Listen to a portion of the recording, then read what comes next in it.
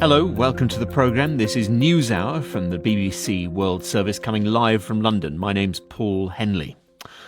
With uncertainty continuing to surround the status of the war in the Middle East, and there'll be more on that very soon, the BBC's North America editor Sarah Smith has been speaking to President Donald Trump in a short phone call today. Their conversation spanned Iran, the British King's visit to the US, and the UK Prime Minister Keir Starmer. I asked Sarah what had been said.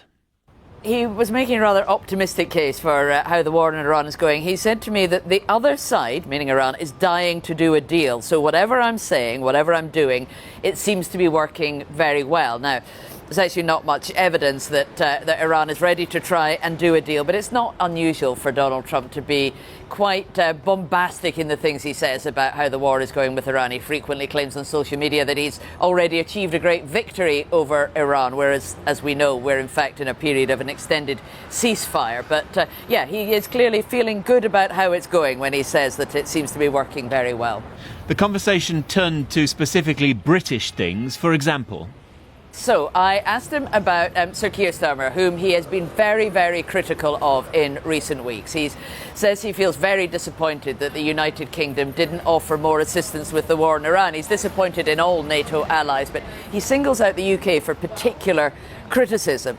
So I asked him why he felt he needed help from NATO allies, given how proud he is of how the American and Israeli militaries have conducted the war on Iran. And he said he didn't actually need any help, but that the UK should have been there to offer assistance, and that he considered it a test to see whether or not the country would get involved, and it clearly thinks it was a test that the United Kingdom failed. And particularly on his criticism of Keir Starmer, I wanted to ask him a bit more about that. And I picked up on a social media post that Donald Trump wrote a couple of days ago, in which he said he thought that Sir Keir still had time to recover. So what would it take, I asked him, for Keir Starmer to recover? And he said, well, he needs to open up the North Sea for more oil drilling, and he needs to strengthen his immigration policies. And he said if he does all of that, he can recover.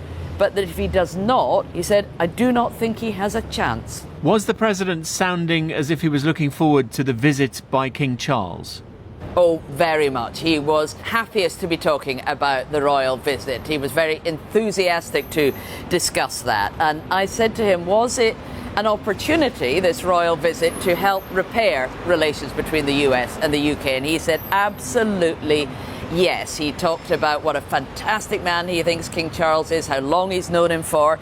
He described him as a great man and a brave man, and he said he thinks this visit absolutely will be very positive. Was it difficult to get a phone call with the president?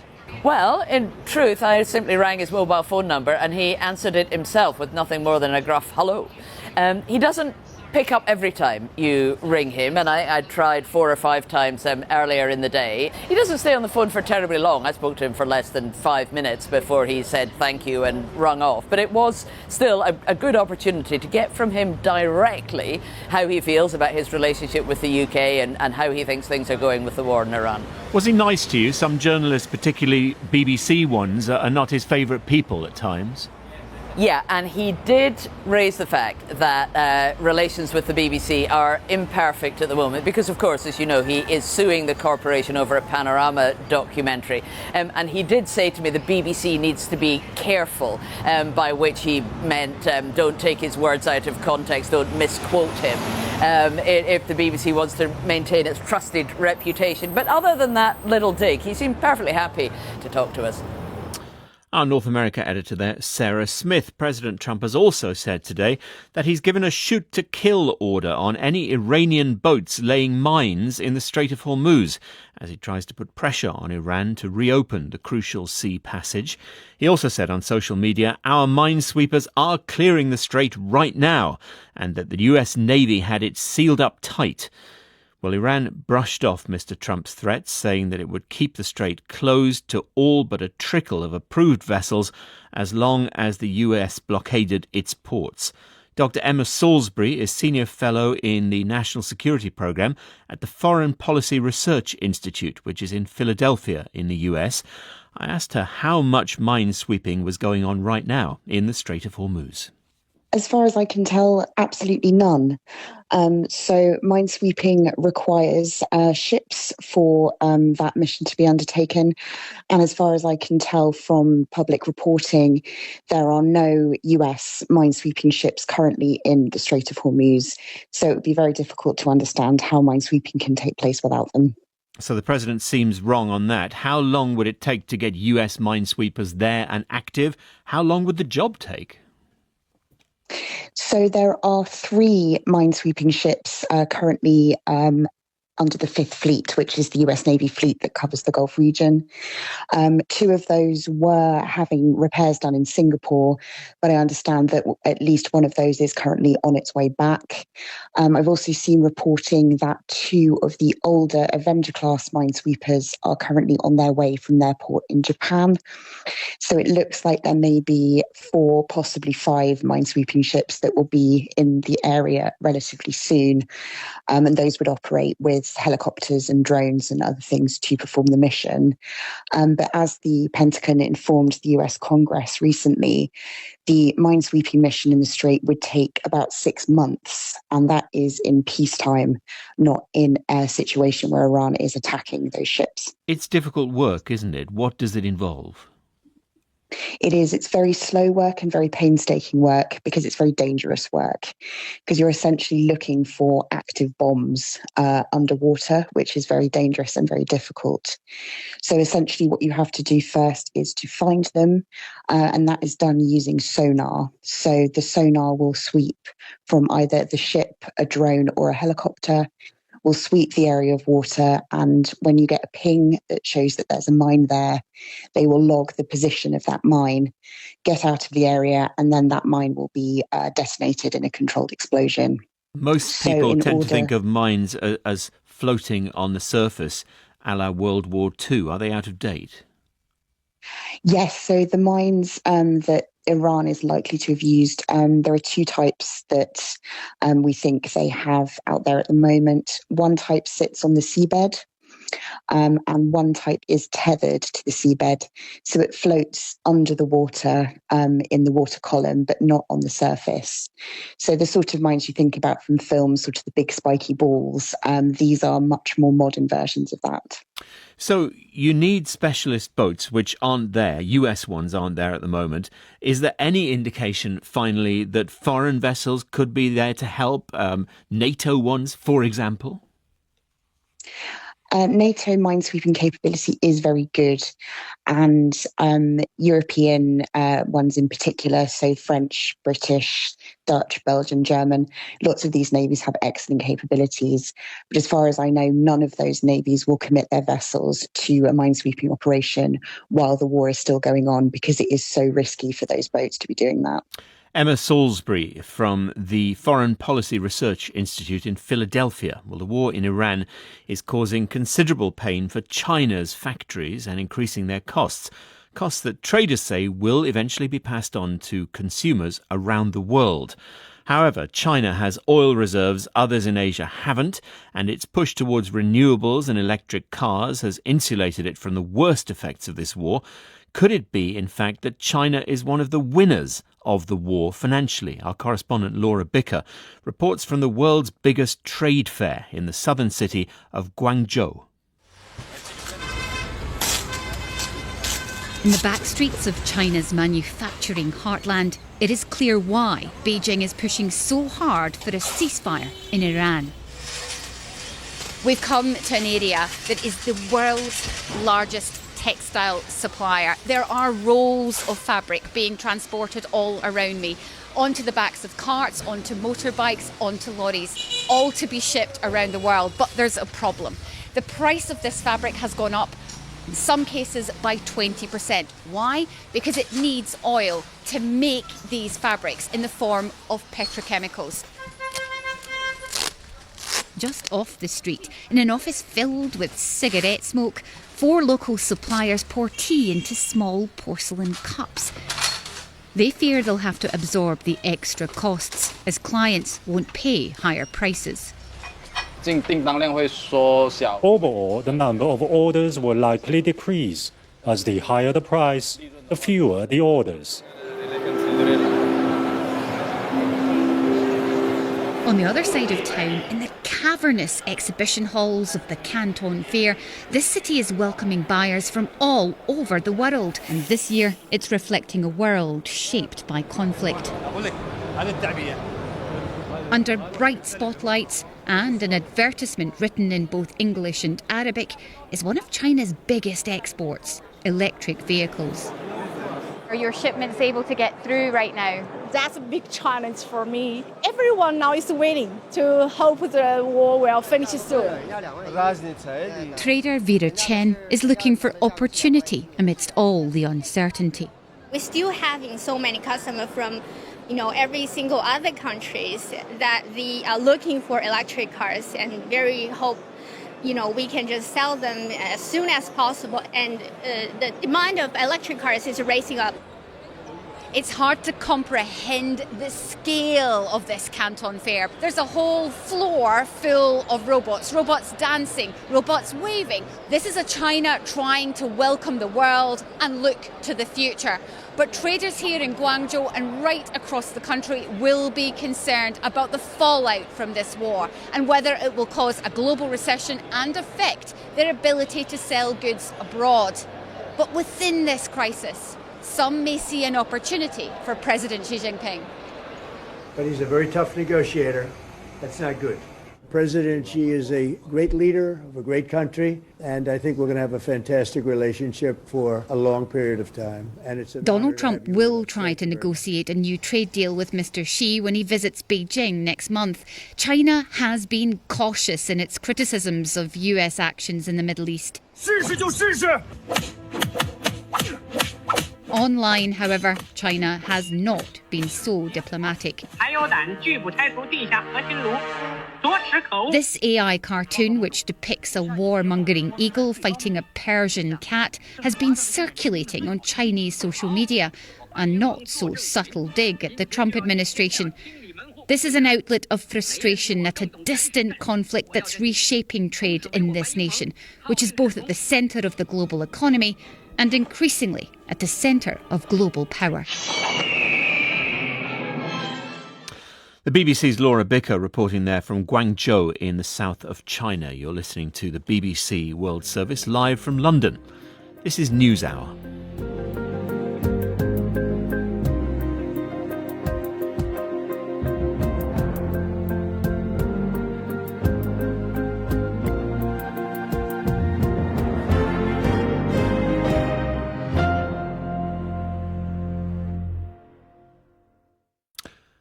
Coming up, a new documentary taking a look into the world of conspiracy theories.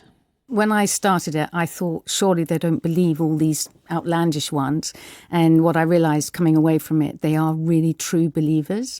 Actually, it's a way of making sense of the world. And it's a little bit like a lot of sort of faith-based kind of belief systems. It's a way of actually holding on to something to give you some structure and understanding of what's happening. That's coming up in about half an hour's time. The headlines for now. President Trump has said the US Navy has sealed tight the Strait of Hormuz, adding it would remain that way until Iran made a peace deal.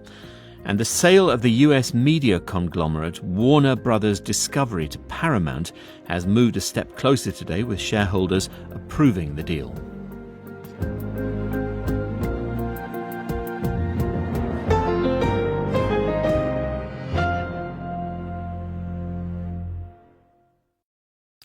I'm Paul Henley, and this is NewsHour, live from the BBC. The British government has confirmed a health data breach that has seen 500,000 people's medical details offered for sale online in China. A minister said data on all voluntary participants of the UK Biobank had been found on the Alibaba Goods website. The Biobank is a charity that collects health data to improve the detection and treatment of serious illnesses such as dementia and Parkinson's. The government said the data had been listed 3 times, but that no purchases had been made and that the information didn't include any personal details. I talked to Phil Booth, who is coordinator of Med Confidential, which defends the confidentiality of people's medical records, and he gave me his reaction to the leak. Well, this is unfortunately not the only data breach. There have been several reported in recent weeks. This is obviously one that's going to be very concerning because It was involving a e-commerce company in China, and we know that the data which has been breached is actually identifiable. Certain pieces of information have been removed from the data, like people's names, for example, but as is true with the nature of all rich medical data, the data that has been breached, it is possible to identify an individual's entire NHS hospital history, medical history in this data. We know that because the Guardian's actually done it with one of the volunteers in one of the previous breaches. So what's actually been leaked? What information exactly? So the Volunteers for UK Biobank, which is a sort of research charity doing a long-term study on about 500,000 NHS patients, they have volunteered their hospital data to Biobank, as well as tissue samples, blood samples. So, their DNA, if you like, has been sequenced. So there is a lot of information that UK Biobank holds on its 500,000 volunteers, which in this case and in other cases has literally been copied out of the country to people who have then gone and put it for sale on an e-commerce. It wasn't sold, though. Does it actually have monetary value? Well, health data is incredibly valuable in all sorts of respects. It's obviously valuable for research, and for that reason, large amounts of rich data are very costly to get hold of. To create a sort of research study of this type has cost, I don't know, tens, possibly even 100 million and more pounds to get the data in the first place. So it's very, very valuable data. Any particular individual in that, we are talking about their medical history, some of the most intimate things that have happened to them throughout their lives. And so it's valuable in that sense to the people whose data has been breached. I suppose how serious this is boils down to what individuals affected think about it. I know the BBC has talked to one person involved in the leak, a well-known journalist called Polly Toynbee, who says she's not bothered. Is her reaction untypical? Well, different people will feel different ways.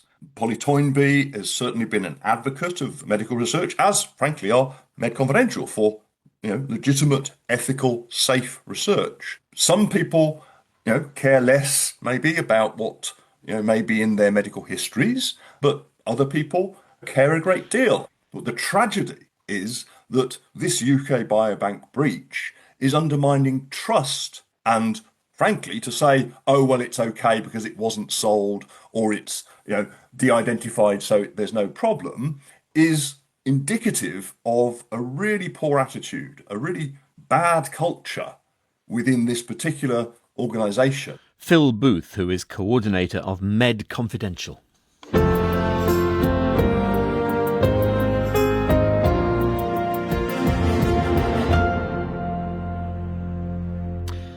Now, the lipstick effect is a hypothesis that when people are facing an economic crisis, they buy more of the smaller luxury goods that they can still afford. Apparently, after the 2001 terrorist attacks in the US, sales of lipstick increased markedly.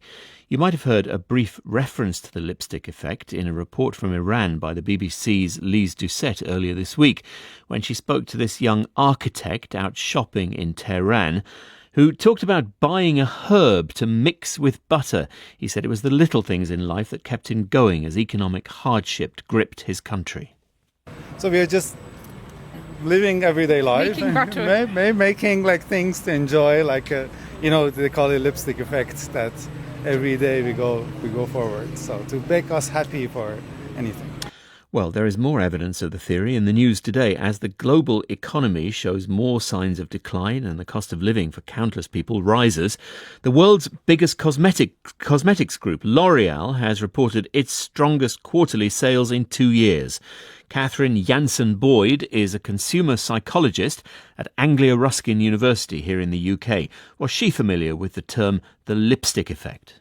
It is a term that is very familiar. So it's a marketing concept whereby they are suggesting that when people hit onto financial hardship or the economy is particularly slow in a particular setting, people start looking for little things that they can buy that might cheer them up. Hence, it's called the lipstick effect. So this could be a lipstick, but it could also be something else small that kind of makes them feel a little bit better because they can't afford to purchase something big and bulky that they might otherwise have bought during normal financial security circumstances. I suppose such a buy's effectiveness in raising your morale depends on how low your morale is in the first place.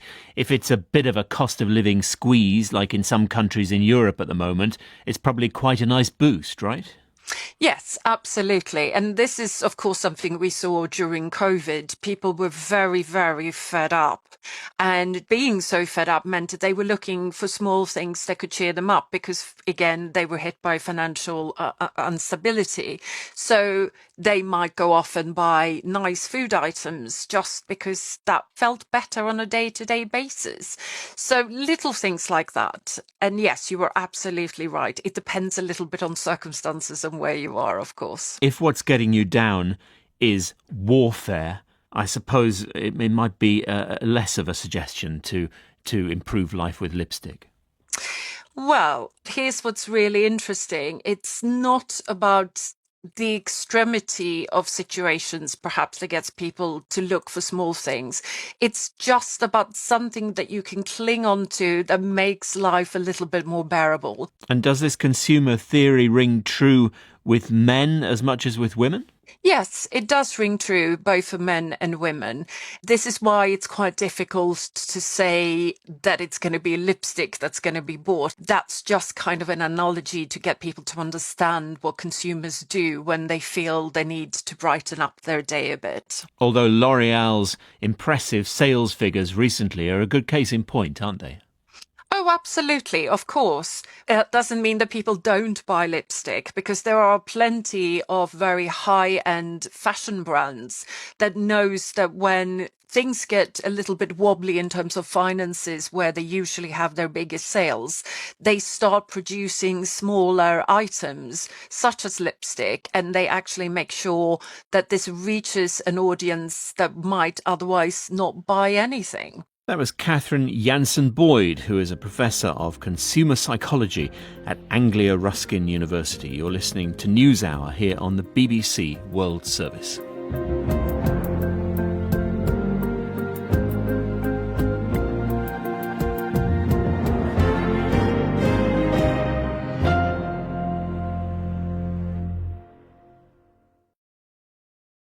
Welcome back to NewsHour. Axolotl means water monstrosity in Aztec.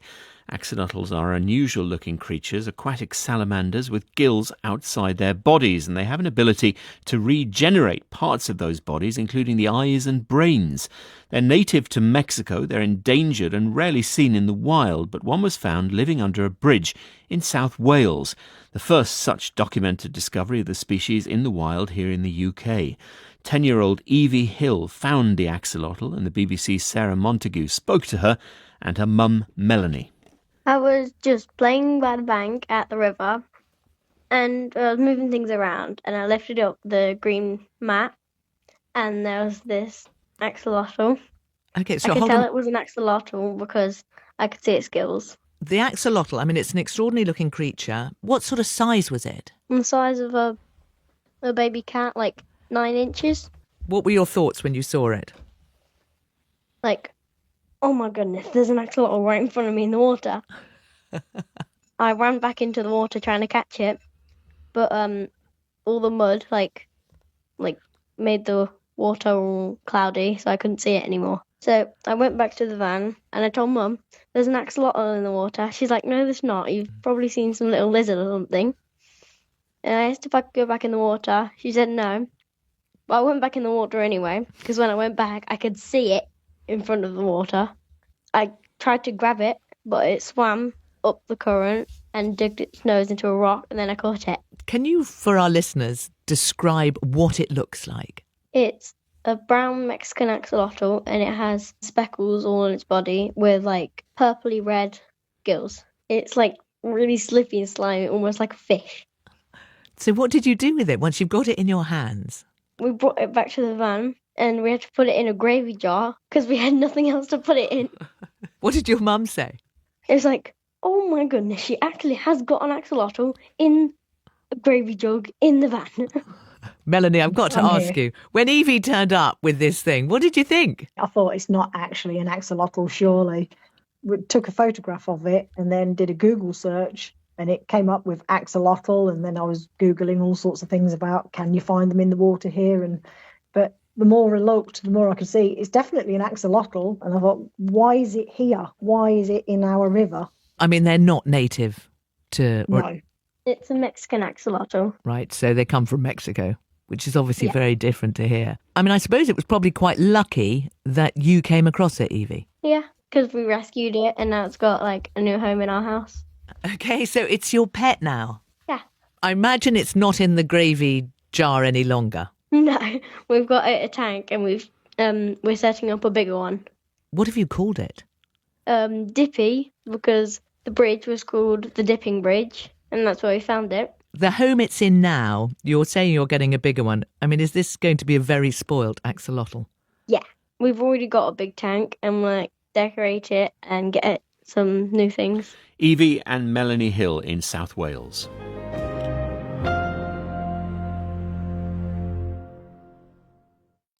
I'm Paul Henley. You're listening to NewsHour from the BBC.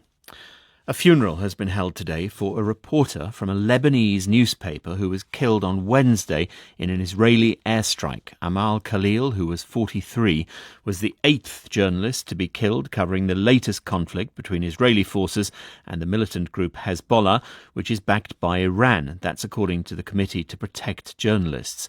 Those deaths prompted Lebanon's president today to accuse Israel of deliberately targeting reporters, which is a war crime. A call's gone out for other countries to act to stop such killings. Here's Amal Khalil reporting from the site of a previous Israeli airstrike in southern Lebanon as recently as Tuesday.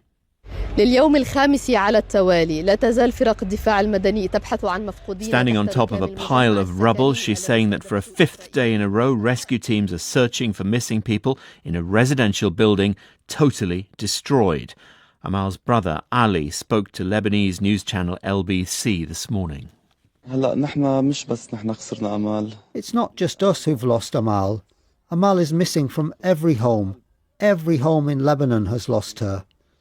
Amal represents the south in every way. Its gentle breeze, its valleys, its mountains, its old houses. Amal reflects all of that.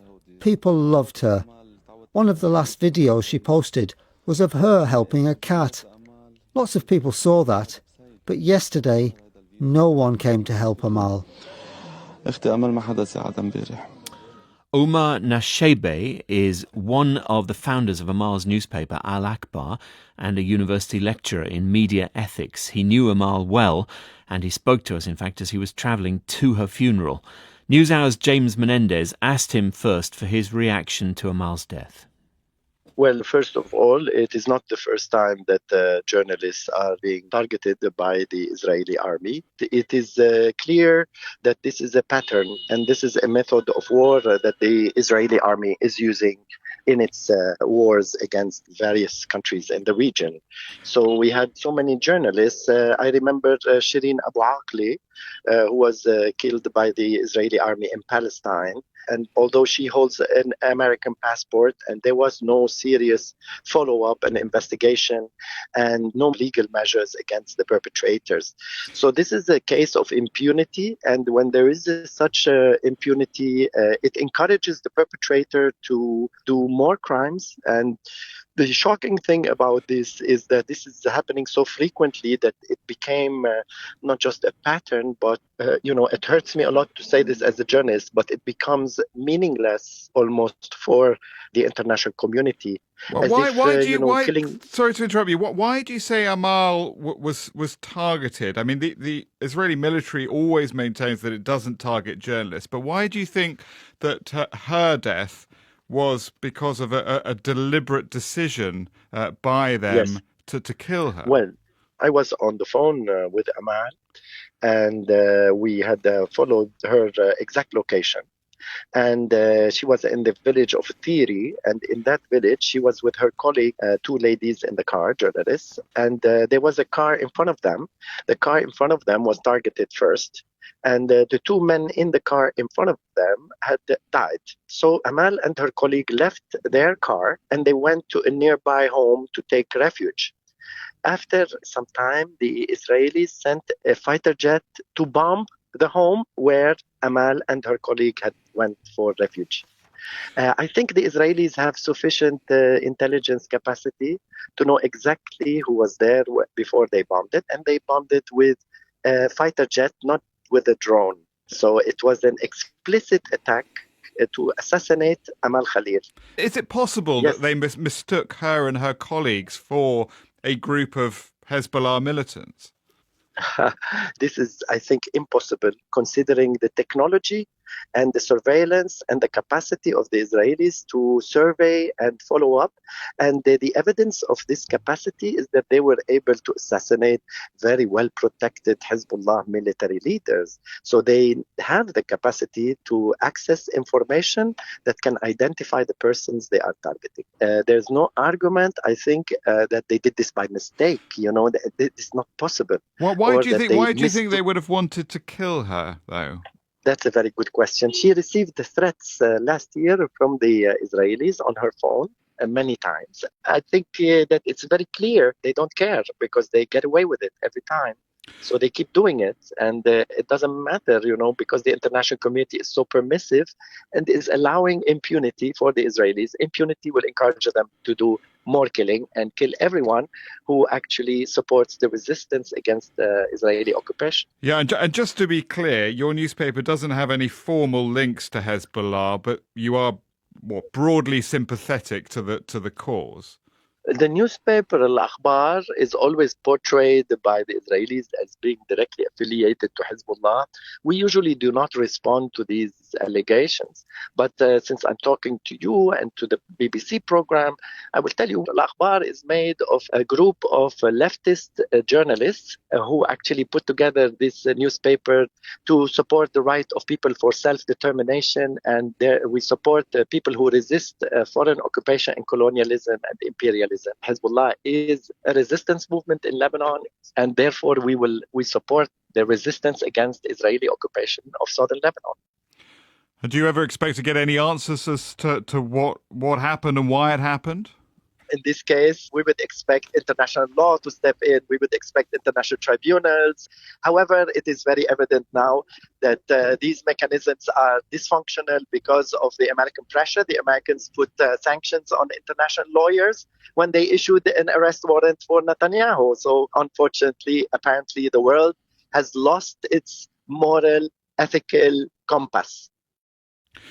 Can I just ask you finally, how will you remember Amal as a person and as a journalist? Amal wasn't just a journalist.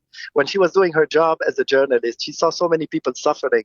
So she wanted also to do humanitarian work. And I was working with Amal always. We were sending trucks of food and blankets to people who were displaced in the south of Lebanon, whose homes were burned by the Israelis.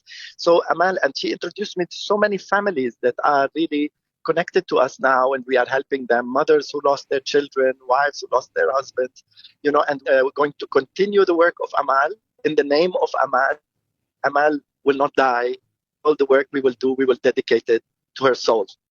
Omar Nashabe, and we asked the Israeli Defense Forces for an interview about the incident that killed Amal Khalil. They declined, telling us what happened was still under investigation and that they therefore couldn't provide any further information.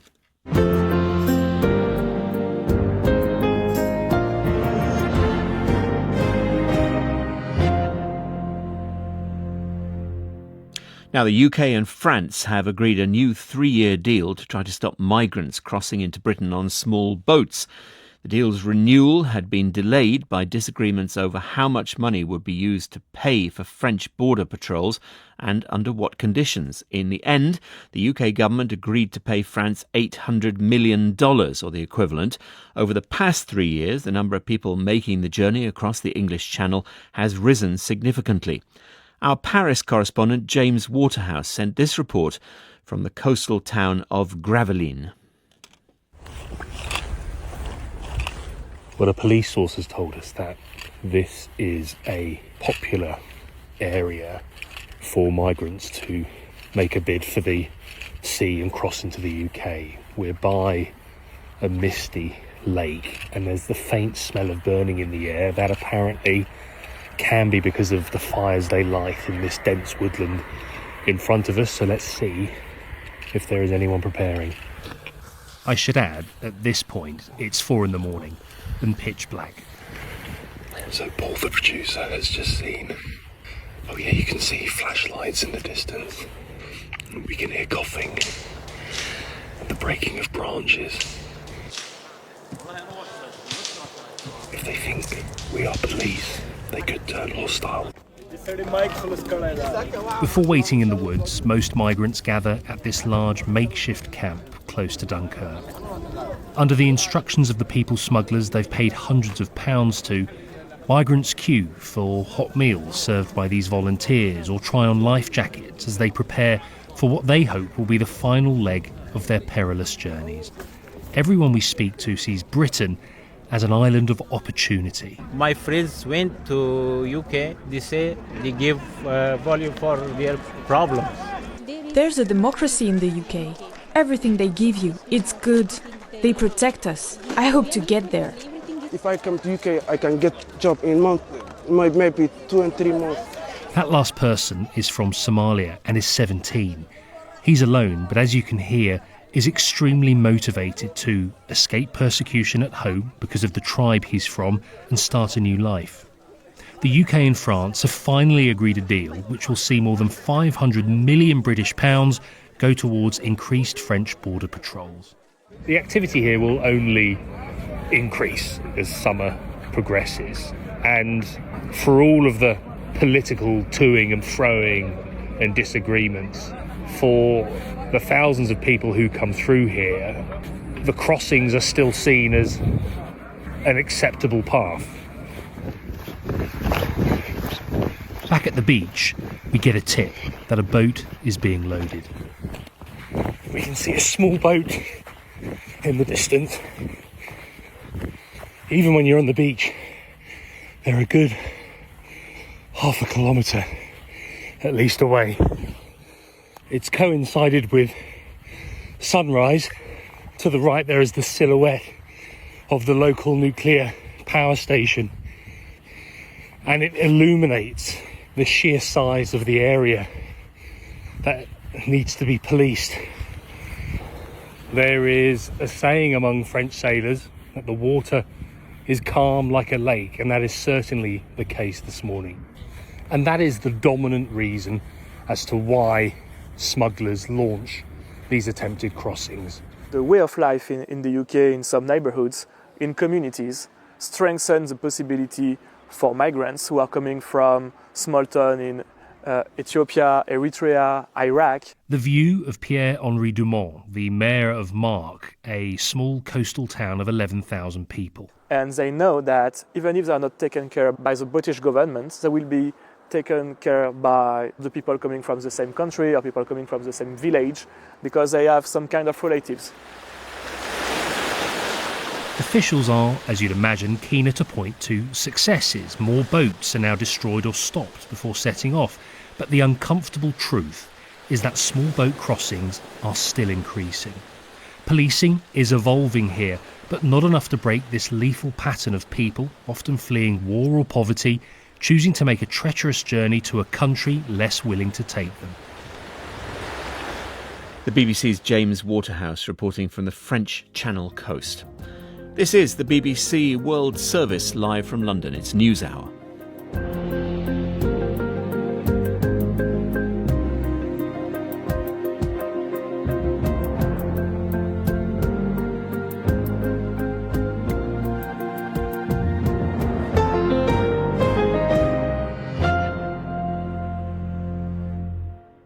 I'm Paul Henley. This is NewsHour live from the BBC. When American academic Noel Cook went to the US Capitol on January the 6th, 2021 to cover the so-called Stop the Steal March, she ended up witnessing what became known as the Capitol riots. As an ethnographer, someone who studies and describes cultures, one thing that really stood out for her was just how many women in their 40s and above were among the crowd. It set her off on a journey of discovery, and the result is a documentary made by Noel and the British filmmaker Liz Smith. It's called The Conspiracists, an attempt by them to try to understand the conspiracy world some people have been drawn into and how they disappeared down that rabbit hole. One of the women they met was Tammy. Here's a clip from the film of her talking about waiting for the bus to DC for January the 6th and mentioning McDonald's using human meat. When I heard about January 6th, I was excited, and I saw that there was a bus trip leaving from around my house. So I thought, oh, that's awesome.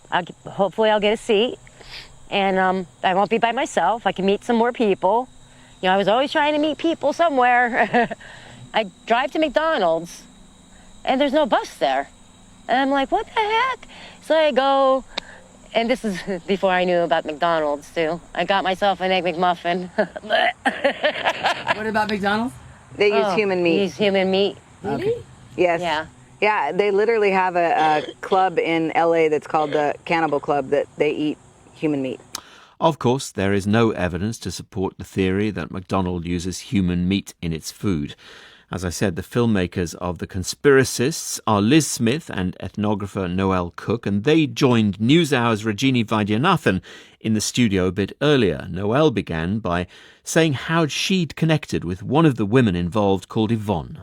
What happened was I studied on paper for about a year, and after learning everything I could through newspapers, court documents, etc., social media, of course, I was hovering above seeing everyone look the same. And at some point, Yvonne's journey into conspirituality became too complicated for me to understand without asking some questions. And so I had reached out to her through Facebook to ask those questions. She gave me her cell phone number, and we started speaking pretty much every day for couple years. So how long did it take you to build that trust, especially because, as we know, many of the people who took part in what happened on January the 6th are very, very sceptical. They don't trust the mainstream media. They don't want to talk to people like you or I, do they, a lot of the time? No, and we didn't talk about politics, interestingly. We talked about our lives as middle-aged women, which happened for about 2 years without ever having to discuss my political ideology or who I voted for. We didn't talk about Trump. We talked about everyday complications of being mothers and divorced women and what financial precarity looks like after divorce. And so we found common ground there. And I think through those conversations, we built trust over time so that I could learn more about their lives and I could see those tipping points, those moments where conspiracies became coping mechanisms for them. And there was ways that these conspiracies operated as a community for these people. Liz, I mean, some of the conspiracy theories that were discussed through the course of your film were quite staggering. But I think one of the things that's really important to remember is that these women really believed them. Things like Princess Diana isn't dead. JFK wasn't shot. It was a clone of him. What really struck me about your film is just how deeply these women believed in it. I mean, when I started it, I thought, surely they don't believe all these outlandish ones. And what I realised coming away from it, they are really true believers. And you realise that actually it's a way of making sense of the world. And it's a little bit like a lot of sort of faith-based kind of belief systems, organised religion as well in some ways. You know, it's a way of actually holding on to something to give you some structure and understanding of what's happening. I do have to ask you both this. I'll start with you, Liz, because from a journalist point of view, I would be challenging perhaps some of these basic lies. I mean, a lot of these theories are simply not true. We know that. But your approach, both of you, was quite subtle. You weren't challenging them. But I guess some people watching might be saying, well, why didn't you go harder on them when they were saying things that were ridiculous? They would have shut down on me. You know, and that's also my documentary style anyway, is very much observational, let people tell their stories. And I think if you let them do that, you start to better understand the truth of what's there. And the other thing is, to be honest with you, I could barely get a word in edgeways anyway. So part of me wasn't able to challenge them just because it just never stopped. I mean, even to this day, Yvonne and Tammy, you know, they are still completely believe all these conspiracy theories. And you have a very interesting relationship. I was going to say, are you still in touch with them? No, I am in touch. I have been in touch with Yvonne, but I primarily stay in touch with Tammy. But I've done nothing to replace the community, the identity, and the purpose that she finds being online 16 or 17 hours a day in her conspiratorial communities, because that's where she gets to feel, she actually has some power, some special knowledge she can disseminate to people. If you know, right? She's part of that community. But when there's real world consequences in her life, she calls me for resources. She trusts my social capital. But Tammy has moments where she wants to deal in reality. When it's something serious that hits up against her family, she will deal in reality and put the conspiracies away, which is really fascinating. And that's been something I've watched evolve since I've been talking to her for the past 4 years now. And have any of the women actually, Yvonne, Tammy, or anyone else actually watched the documentary? Tammy's seen the documentary. I'm not sure if Yvonne has. She was given a copy of the book, but Tammy did watch the documentary. And in fact, this morning sent a message to give Liz her love and to wish us her best as we do this film tour. I think Tammy's really delighted about it because finally, for the first time in her life, she's being seen and she's being heard. Women over 50 are typically invisible. There's not a lot of roles for them that put them front and center where their ideas are valued. Many women this age are sandwiched between childcare and starting to care for aging parents. The United States does not have a very robust social safety net, and so there's big chasms for people to fall into. And Liz, what's the takeaway you want viewers to come away with if they watch this? It's a very good question because, I'm even after 2 years since we made this, I'm still processing it all the time. I think we all need to start seeing each other as human beings again, because we've got so fractured and so far apart, and it's true here in the UK as well as in the US. And if we can just stop and listen and try and understand why we're going where we're going, why we're thinking what we're thinking, we need to get back to truth and a shared reality. But the pathway back to that is to find trust again. So we've got to start talking to each other and understanding each other. So that's my main takeaway. Regina was talking to the makers of The Conspiracists. Thank you for listening to this edition of NewsHour. Goodbye for now. Join us again soon if you can.